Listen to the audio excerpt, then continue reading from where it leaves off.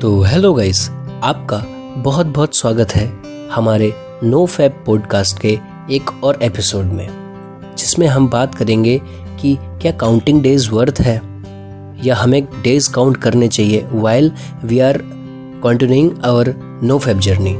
तो सबसे पहले मैं आपको ये बता दूं कि फ्रेंड्स, मैंने कई बार ये फील किया है कि जब मैं अपनी स्ट्रीक के, जो कि मेरी लास्ट स्ट्रीक होती है, उसके आसपास कहीं पहुंचने लगता हूं तो तभी मैं सारा अपना काम ख़राब कर देता हूँ। और मैं ये बिलीव करता हूँ कि आप लोगों ने भी बहुत बार ऐसा महसूस किया होगा। तो फ्रेंड्स, प्रॉब्लम ट्रैकिंग में नहीं है, प्रॉब्लम है उस इंसान में। बेसिकली दो तरह के इंसान होते हैं। पहले तरीके के वो इंसान होते हैं जो कि डे वाइज ट्रैक करके उसमें एक मोटिवेशन ढूंढते हैं, और ये एक मोटिवेशन भी होता है कि हम डेली ट्रैक कर रहे हैं चीज़ों को। आज की चेकलिस्ट क्रैक कर दी, फिर अगली चेकलिस्ट को क्रैक कर दिया, है ना। तो ये डेली मोटिवेशन भी होता है हमारे लिए।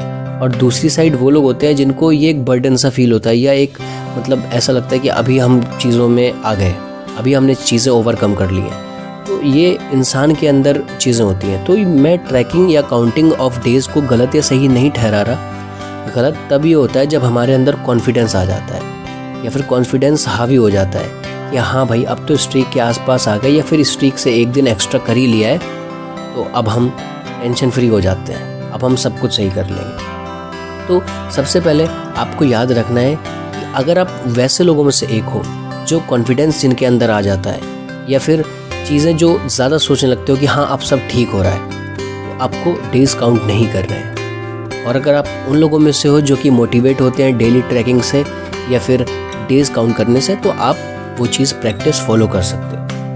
तो लेकिन उसके बाद सबसे पहले आपको ये याद रखना है कि ये एक नेचुरल प्रोसेस है। डेज काउंट करके हमें डेज काटने नहीं है, इसको हमें एक लाइफ का पार्ट बनाना है ना। और उस चीज़ से क्या ही फ़ायदा जब आप सोचते रहो कि यार कि मतलब काम कर रहे हो कोई भी, फिर ये सोच रहे हो कि आज 7 डे है, फिर 8 हो जाएगा, 9 हो जाएगा, फिर उसके बाद 10, 11, 12, तो उससे क्या ही फ़ायदा मिलेगा। उससे अच्छा है कि आप सोचो ही नहीं इन सब चीज़ों को। तो इसके लिए अब एक सोल्यूशन ये होता है कि अगर आपको ट्रैक करना ही है, या फिर आपको अपनी प्रोग्रेस देखनी ही है कि क्या चेंजमेंट हो रहा है बॉडी में टाइम के साथ, तो आप मंथ वाइज ट्रैक कर सकते हो। फॉर एग्जाम्पल, आप ये सोच सकते हो कि हमने मिड मार्च से शुरू किया था कभी आसपास, अभी मई चल रहा है, जून चल रहा है, ऐसे कुछ कि मार्च के फर्स्ट वीक में कभी स्टार्ट किया था, या फिर मार्च लास्ट में स्टार्ट किया था, है ना। ऐसे आप सोच सकते हो चीज़ें। ये एक तरीका हो सकता है कि जब जिन लोगों पे कॉन्फिडेंस हावी हो जाता हो वो लोग कैसे काम करें, है ना।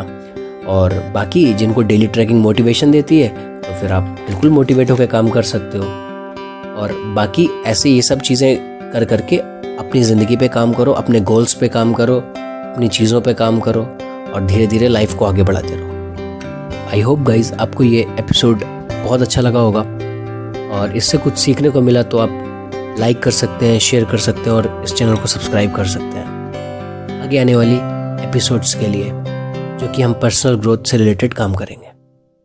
Thank you so much for watching. Signing off.